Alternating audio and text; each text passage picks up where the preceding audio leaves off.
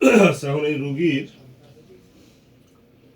যে রিপোর্টে যেটা বলতেছে, আগের তো রিপোর্ট আনেননি, আগে থেকে হার্ট সমস্যাটা ছিলই, তাই না? হার্টের চর্বিটরির ভিতরে জমছে, ওইটা রিং বসাইলে ক্লিয়ার হতো, সেটা বসান নাই, চিকিৎসা চলছে, ওই কারণে হয়তো বা স্ট্রোকটা হয়েছে।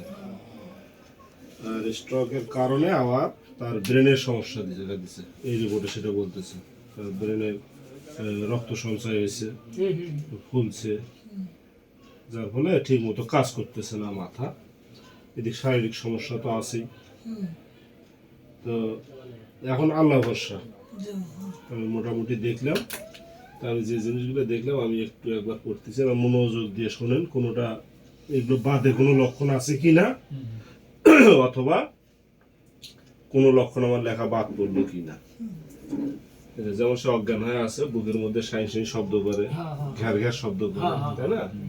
তারপর প্রচুর ঘাঘর আসে, তারপর ঘাঘরটা হলো গাঢ়, রংটা হলুদ। ওটা কি গন্ধ বোঝা যায় কোনো ঘাঘরটা? না না। আচ্ছা। তারপর শরীর দুর্বল,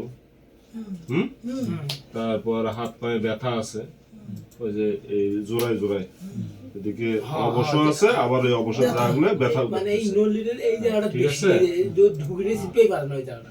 তারপর তার হাড়ের রোগ আছে, হাড়ের মধ্যে চর্বি জমছে, তার প্যারালাইজড, এক সাইড অবশ হয়ে গেছে, হ্যাঁ, বাম পাশটা, ঠিক না? এবং এই অবশ হয়েছে স্ট্রোক হওয়ার পর, 6 দিন আগে স্ট্রোক হয়েছিল। তারপর তার রক্ত শূন্যতা দেখা দিচ্ছে, আমি দেখলাম যেটা, তার রক্তের পরিমাণও একটা হয়েছে।